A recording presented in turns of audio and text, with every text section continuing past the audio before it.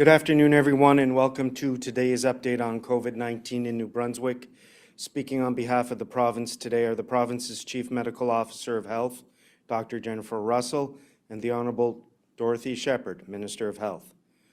Bonjour tout le monde et bienvenue à cette mise à jour sur le COVID-19 au Nouveau-Brunswick. Les porte-paroles aujourd'hui sont le médecin hygiéniste en chef, le Dr. Jennifer Russell, et l'Honorable Dorothy Shephard, ministre de la Santé.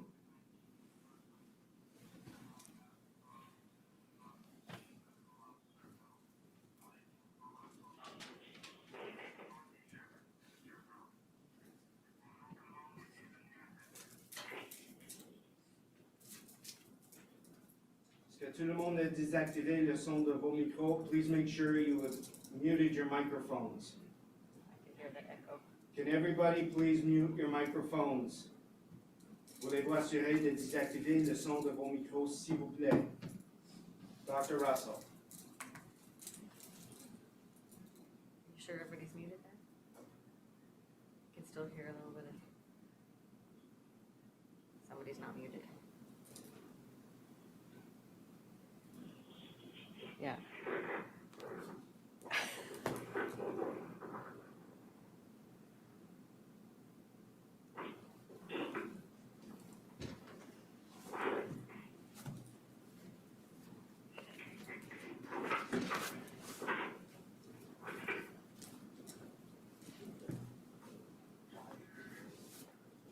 Gilles, on peut t'attendre. Peux-tu fermer ton micro, s'il vous plaît? Merci. Dr. Russell.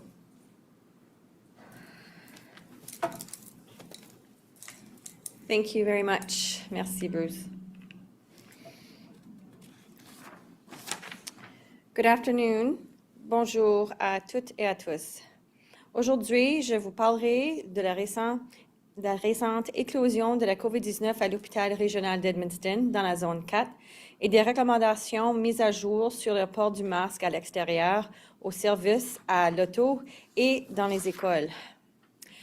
Avant de commencer mon rapport, toutefois, j'ai le regret de vous annoncer qu'une autre personne est décédée de la COVID-19 au Nouveau-Brunswick.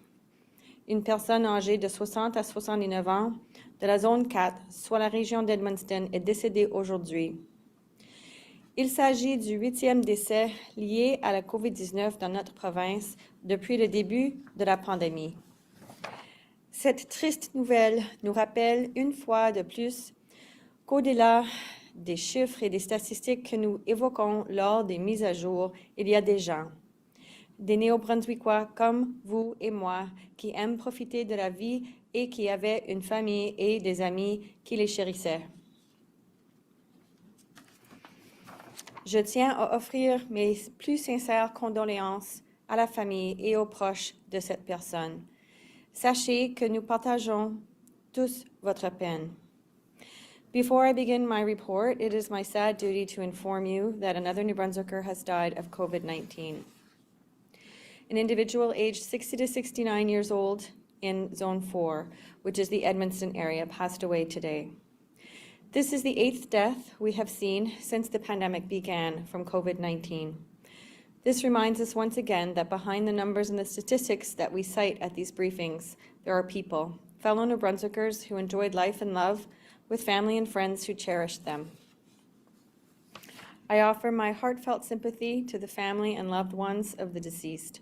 Please know that we all share in the grief you are experiencing. As I have said many times, local outbreaks of COVID-19 are a fact of life in this pandemic and will be for months to come until we have a vaccine and the majority of New Brunswickers are immunized. When outbreaks happen, though, we will move swiftly to slow the spread of the disease and bring the outbreak under control, with your help, of course. That's what we have done in the Campbellton, Moncton, Fredericton, and St. John zones in recent weeks, and these efforts have proven successful. And I do want to acknowledge the ongoing work that so many people are doing for these outbreaks, day in, day out, and especially our regional medical officers of health. Again, they step up every single time in each region. So Dr. Kim Barker, Dr. Yves Leger, Dr. Marianne Paquette, and Dr. Nakoshi Lamptey, as well as our Deputy Chief Medical Officer of Health, Dr. Kristen Muick. Now we have an outbreak in Zone 4, and we are acting with the same resolve to limit its impact. Santé publique a recommandé au cabinet que la Zone 4 retourne en phase d'alerte orange du plan de rétablissement du Nouveau-Brunswick. Je sais que nous espérions que tout l'ensemble des régions de la province puissent demeurer en phase d'alerte jaune, en particulier à l'approche du temps des fêtes. Mais nous ne pouvons pas ignorer l'évolution de la situation dans la Zone 4. The triggers for a move to the orange alert level are now present in Zone 4. We have seen a rapid increase in the number of cases over the past week, a doubling of case counts within 5 days, and a positivity rate from testing that is well above the provincial average. We also have an outbreak in a vulnerable setting, in this case, the Edmundston Regional Hospital. 7 members of the hospital staff have become infected, and at least 24 are currently self-isolating to limit the spread of the virus. This will impede the hospital's ability to respond should there be more cases requiring hospitalization. Cette situation pourrait nuire à la capacité de réagir de l'hôpital advenant qu'il y ait d'autres cas nécessitant une hospitalisation. Il y a également un risque important que le virus se propage de l'hôpital vers la collectivité. By moving to the orange alert level, we hope to slow the spread of the virus in the Edmundston area and enable the area's health providers to respond as needed. It is very important that everyone in Zone 4 adhere to public health directives as required under the orange alert level. And I also want to thank the local mayors and representatives and leaders of that zone. We just had a meeting just before I arrived to make sure that they were aware of the situation and trying to give them as much information as possible so that they can help inform residents as well. Wear a mask or face covering whenever you are outside your home, indoors, and outdoors. If everyone joins us in the spirit of urgency, I believe we can limit the scope of this latest outbreak. Aujourd'hui, j'annonce qu'il y a 8 nouveaux cas confirmés de COVID-19 au Nouveau-Brunswick. Il y a 6 nouveaux cas dans la zone 4, soit la région d'Edmundston. Une personne âgée de 30 à 39 ans, une personne âgée de 40 à 49 ans, 3 personnes âgées de 50 à 59 ans, une personne âgée de 60 à 69 ans. Et ces nouveaux cas font présentement l'objet d'une enquête. Dans la zone 3, soit la région de Fredericton et du centre du Nouveau-Brunswick, il y a un nouveau cas à signaler, soit une personne âgée de 30 à 39 ans. Dans la zone 6, soit la région de Bathurst et la péninsule acadienne, il y a un nouveau cas à signaler, soit une personne âgée de 60 à 69 ans. Ces 2 nouveaux cas sont reliés à des voyages à l'extérieur de la province et ces personnes sont actuellement en auto-isolement. Il y a désormais 78 cas actifs de COVID-19 dans la province. 4 personnes sont présentement hospitalisées, dont 3 aux soins intensifs. Today, there are 8 new confirmed cases of COVID-19 in New Brunswick. In Zone 4, which is the Edmundston region, there are 6 new cases. 1 individual aged 30 to 39, 1 individual aged 40 to 49, 3 individuals aged 50 to 59, and 1 individual aged 60 to 69. These cases are currently under investigation. In Zone 3, which is Fredericton and Central New Brunswick, there is 1 new case in an individual aged 30 to 39. In Zone 6, which is the Bathurst region and the Acadian Peninsula, there is 1 new case in an individual aged 60 to 69. These 2 cases are both related to travel outside the province, and these individuals are currently self-isolating. There are now 78 active cases of COVID-19 in the province. 4 New Brunswickers are currently in hospital, with 3 requiring intensive care. Your thoughts and prayers provide comfort to these people and their families, so please continue to think of them as you go through your day. I want to speak to a change in our advice regarding masks outdoors and at drive-through locations. We have determined that the risk of transmission in these circumstances is minimal, particularly when masks are not otherwise required out of doors. Communities at the orange and red alert levels will be required to wear a mask outdoors only in situations where 2 meters of physical distance cannot be maintained. Outdoor public spaces include parks, playgrounds, markets, festival sites, dog parks, and walking trails. Wearing a mask in indoor public spaces continues to be required in all alert levels. In zones at the yellow alert level, there will no longer be a requirement for customers to be masked at a drive-through. Communities at the orange or red alert level would have to use a mask at a drive-through because the directive mandates wearing a mask in any situation, indoors or outdoors, where 2 meters of physical distance cannot be maintained. Dans les zones en phase d'alerte jaune, les clients ne seront plus tenus de porter un masque lorsqu'ils utilisent le service à l'auto.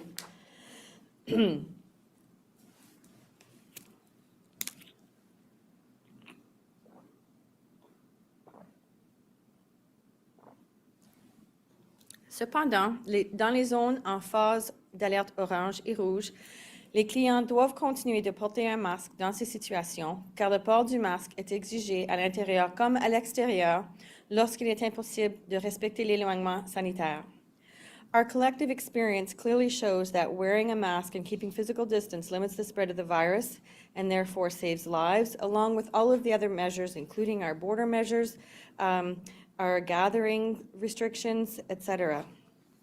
The actions that you take every day to slow the spread of COVID-19 have helped to spare our province from the worst effects of the second wave we are now experiencing. And if we continue to work together, protect ourselves and those around us, I'm confident that we can get through this and hopefully have a safe holiday season and New Year. Thank you very much.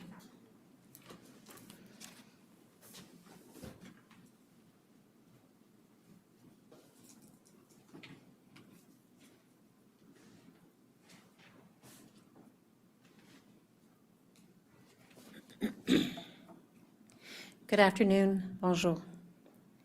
Before I begin today, on behalf of all New Brunswickers, I want to extend sincere condolences to the family and friends of the person who died of complications related to COVID-19. You are in our thoughts and prayers at this very difficult time. Like all of you, we were excited to bring all of New Brunswick back to the yellow alert level yesterday. Unfortunately, due to the rising number of cases in Zone 4, the Edmundston region, we are unable to keep all regions in yellow.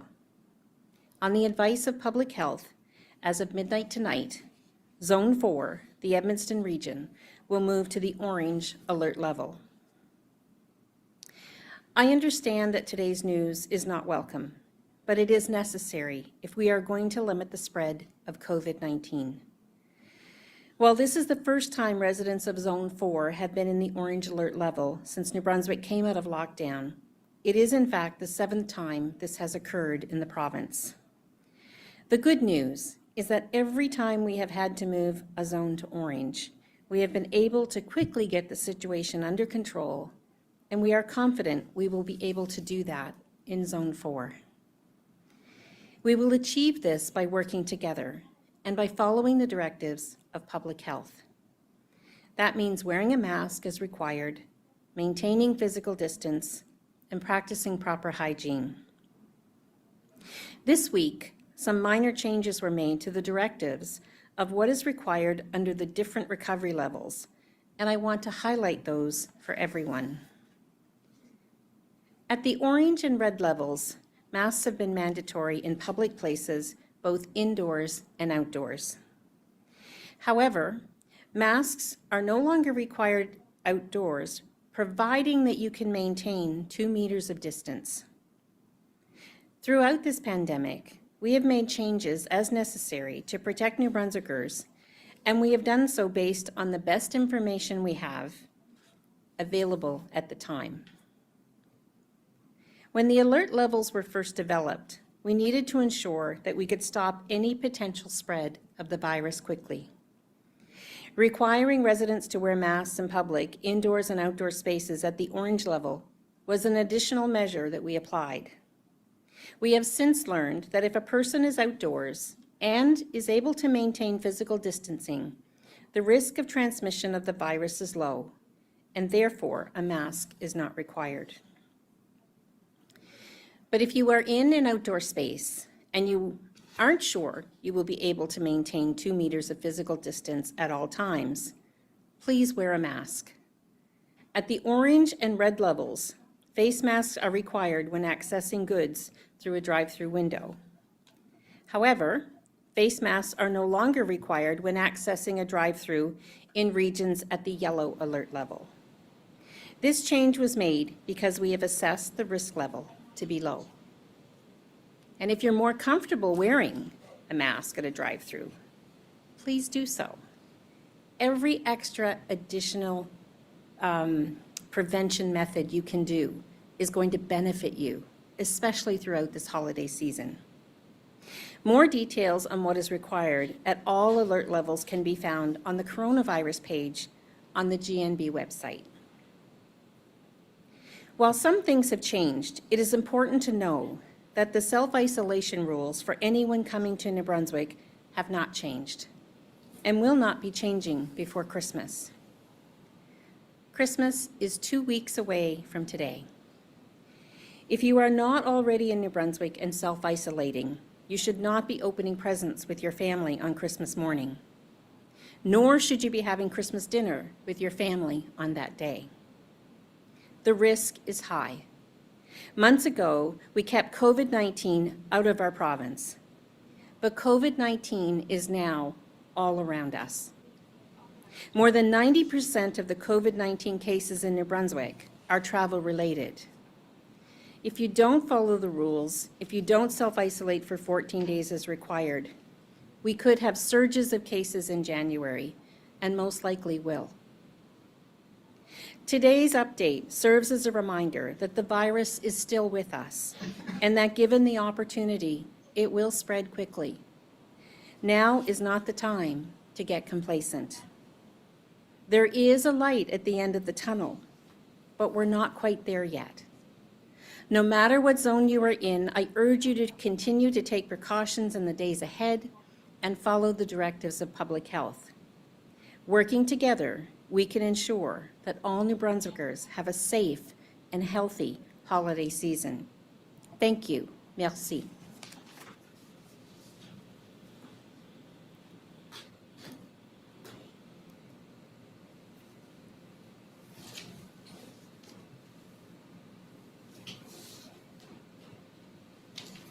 Merci, Ministre Shephard et Dr. Russell. Thank you, Dr. Russell and Minister Shephard. Nous allons maintenant procéder aux questions des journalistes. Vous avez le droit de poser vos questions dans la langue de votre choix. Chaque journaliste aura une question et un suivi. We'll now proceed with questions from members of the media. Each reporter will have one question and a follow-up question. You have the right to pose your question in the language of your choice. Voulez-vous assurer de désactiver le son de vos micros? Please ensure your microphones are placed on mute. Travis Fortnum, Global TV. Hi, my question might be best posed to Dr. Russell. Of the at least 24 staff at the Edmonton Regional Hospital who are self-isolating, I'm wondering if you can tell us how many of those are healthcare workers. My understanding is the people who are self-isolating at the moment are healthcare workers. I don't have any further details on that. Mr. Fortnum, do you have a follow-up today? Yep. So is the province moving any healthcare workers from elsewhere in the province to help at that hospital, or?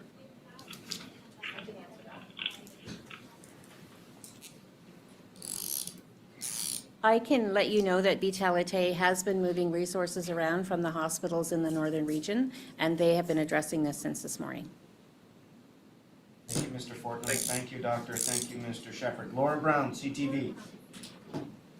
Hi there, Dr. Russell. I'm wondering if you have sort of made any connection with the source of this outbreak. And by that I mean before in interviews you have said you felt confident that despite things were still under investigation, you felt confident it was still going to be connected to travel.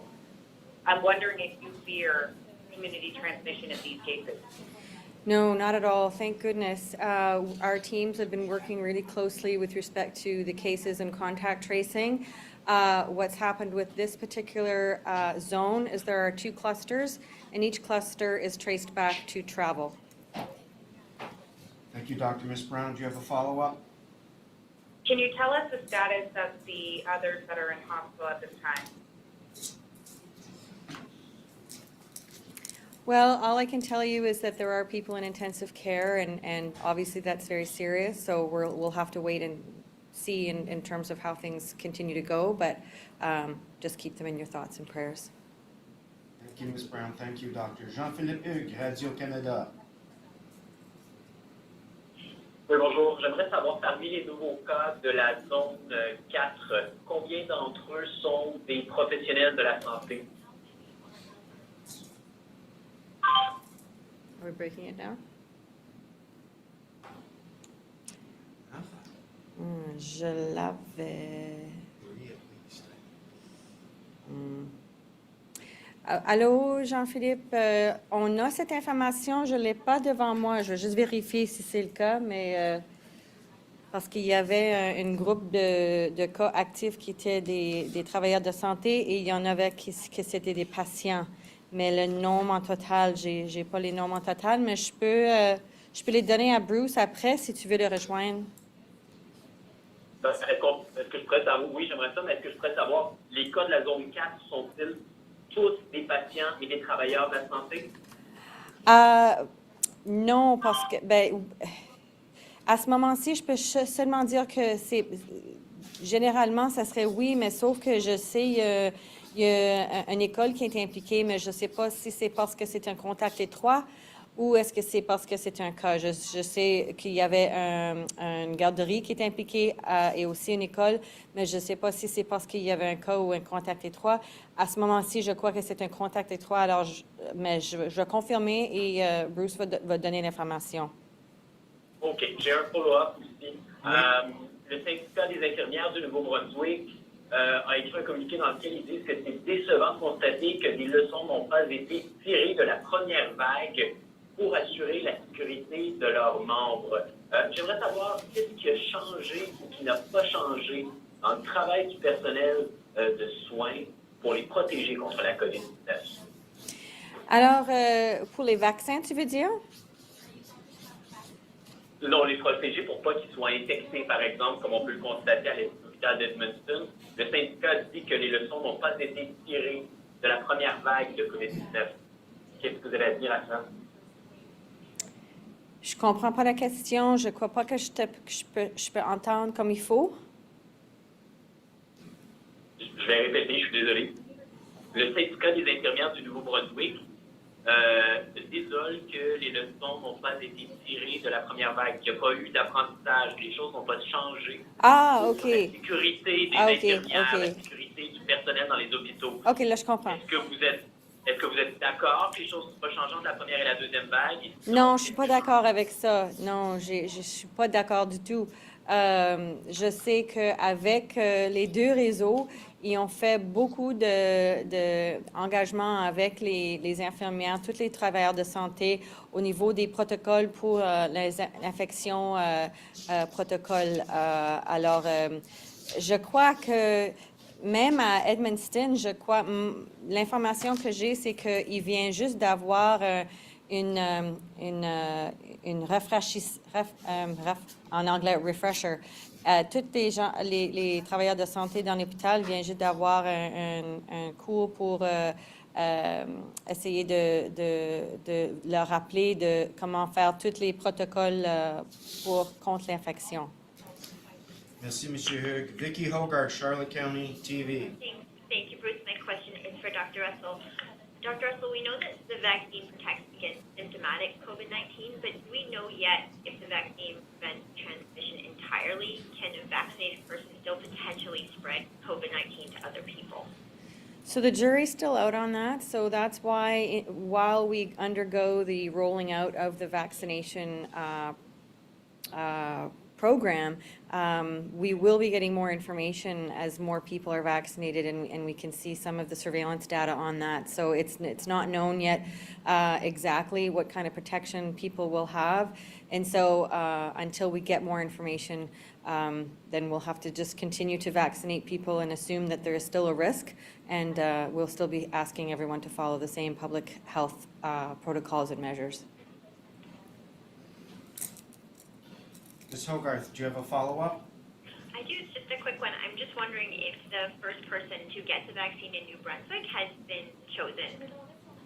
No, not yet. Thank you. Thank you, Ms. Hogarth. Tom Bateman, Times and Transcript. Hi there.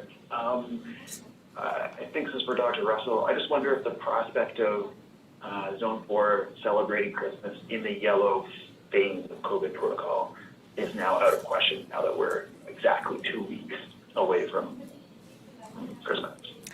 Well, I won't never say never. We have to follow along and see what happens. I think if everybody digs deep and we go hard at trying to contain this really, really quickly, then I think all we can do is do our best at this point in time and see how things go. But obviously, with all of the other outbreaks we've had, for the most part, it has taken 2 weeks, but in some cases it was less, some cases it was more. So we're just going to have to do everything we can with all of the resources we have and the cooperation and of our citizens and everybody in those communities to pull together, and we'll see what we can do all together. Thank you, Doctor. Mr. Bateman, do you have a follow-up today?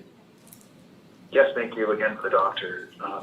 Exactly what new evidence became available to you and your staff to inform the change in guidance on masks? I think, the indoor-outdoor or the outdoor wearing a mask is one of the more confusing things for lots of people. So what's made this change happen? So you're talking about outdoor spaces in the orange phase and masks? Compliance. Yeah, or what informs the change that you announced today? I'm going to let Minister Shephard reply. Great. So I think I can address that by saying compliance. It became, early on, before we had mandatory masks, it was very difficult to get people to understand the importance of masks and to have high compliance rates. Now we have extremely high compliance rates, and people understand the importance not only of masking, but of that 6-foot distance and of the precautions that they need to take at all times, hand washing, that kind of thing. So as the public has become more helpful in us keeping this at bay, we have been able to see that some restrictions just are not necessary. And so at the beginning, when we were seeing people congregating in parks and it was an outdoor place and it was nice and safe feeling for them, they didn't mask. And so that was why we went to mandatory masks, because we needed that compliance effort to be much higher. We have that now, and people are really very used to wearing their masks. So now in outdoor spaces, they know if they're walking their dog in the park, we're not expecting them to have a mask on unless they're going to stop and talk with people along the way. If you can't maintain 6 feet, we want you to wear a mask. But we think now people are understanding, after all of our months of going through this, are understanding how helpful they can be by doing this. Thank you, Minister. Thank you, Mr. Bateman. Bobby Jean McKinnon, CBC. Yes, thank you. Dr. Russell, based on the number of healthcare workers involved and the fact that this outbreak is at the hospital, what are your projections telling you at this point? How bad could this get? Well, our assessment team is made up of representatives from Fatality and Horizon, and so when they're looking at their staff in terms of who has to be off because of either being infected or because they're self-isolated, they are the ones that are looking at the resources at this point in time. From a public health perspective, we were concerned about the capacity, and so they were informing us of the impacts that the staff was having in terms of how they can operate the ICU, et cetera, and have admissions and the emergency department. So as of right now, all the staff and the patients are going to be repeatedly tested, just like any of the outbreaks that we've seen in long-term care facilities. So that's going to be going on for the next several days. So every couple of days they'll be tested, and we'll keep an eye on that. But certainly it has impacted their capacity, which was one of the triggers for going to orange. And obviously being able to manage this quickly will obviously have a positive impact, hopefully, in terms of turning things around sooner rather than later. Thank you, Doctor. Ms. McKinnon, do you have a follow-up today?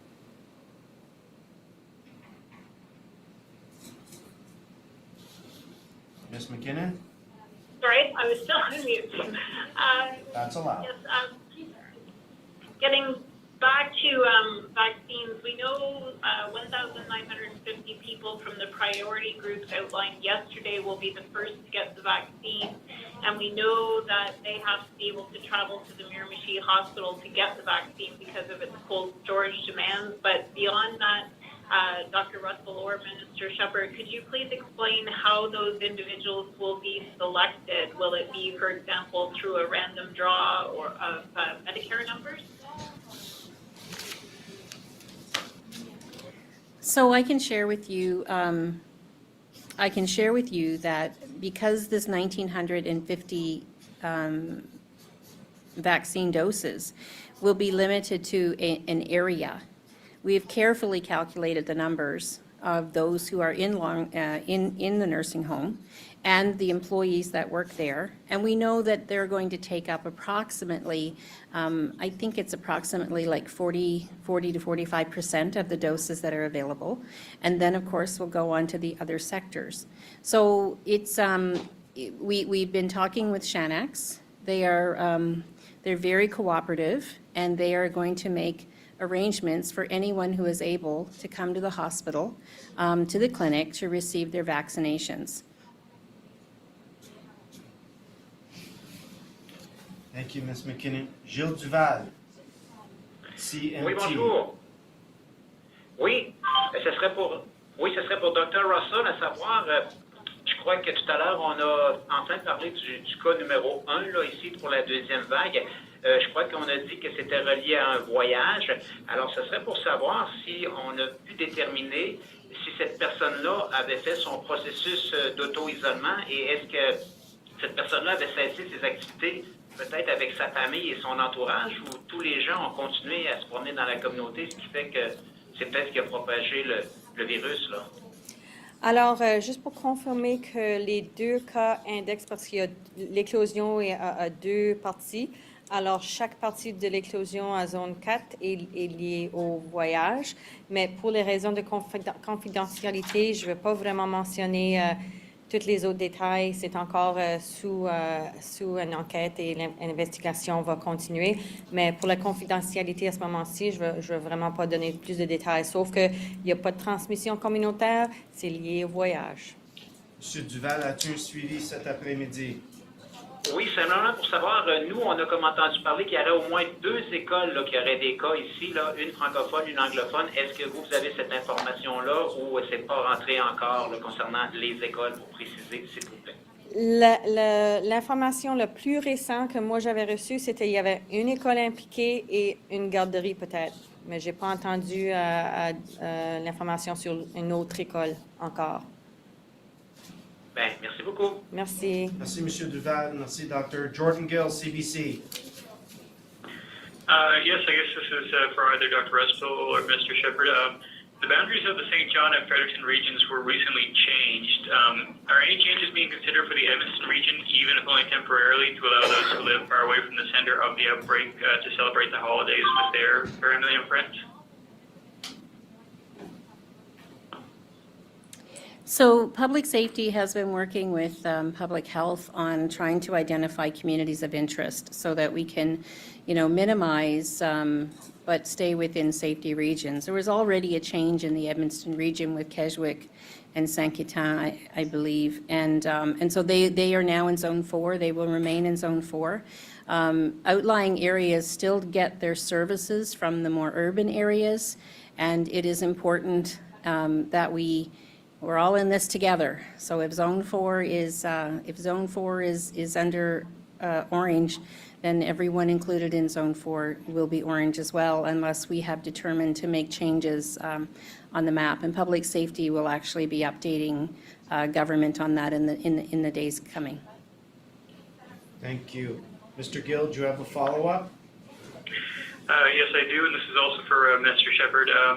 What was your role in the Atholville Special Care Home deal that exempted it from following the staff ratios set out in provincial regulations? Did you sign off on it, and what provisions were there to check in over the course of that year-long pilot? So I don't have all of the information here with me today, but I will tell you that I was Minister of Social Development when that pilot project began. It actually started under the previous government, but we all have a role to play in our positions that we do.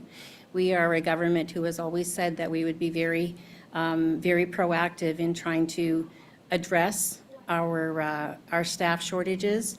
But this was about innovation. This was about a company who felt that technology could help in a special care home where clinical services are not necessary. And so that was my role. I was Minister of the Day. Thank you, Mr. Gill. Thank you, Minister Shephard. Sarah Seeley, Times and Transcript. My question is for Dr. Russell. I was wondering if there was a significant number of asymptomatic carriers with the Zone 4 outbreak. So I don't have the breakdown in terms of the test results right now that were from asymptomatic or symptomatic people, but I do know that, you know, in every outbreak, there are people who are pre-symptomatic and asymptomatic, especially in younger populations. So, but I don't have a breakdown in this particular case. But certainly the transmission of COVID in a community is very serious, and so we don't have community transmission at this point, but the quicker that we get this under control by having gone to orange, the better. Ms. Seeley, do you have a follow-up? Yes, it's also for Dr. Russell. I was wondering if, given the number of cases in the hospital, if additional safety measures beyond what's already in place might be required. My understanding is that Vitalite is working with public health and the IPC folks to make sure that everything that needs to be done is being done. So I know that Vitalite has offered testing for asymptomatic employees over the next 3 days. And separate from that, they've changed what services they're able to offer right now. They've changed their visitation with respect to only allowing people to visit for pregnancy, palliative, and pediatrics, I believe, and they're recommending that you don't go to the emergency department unless you have a very, very urgent medical problem. Thank you, Ms. Seeley. Thank you, Doctor.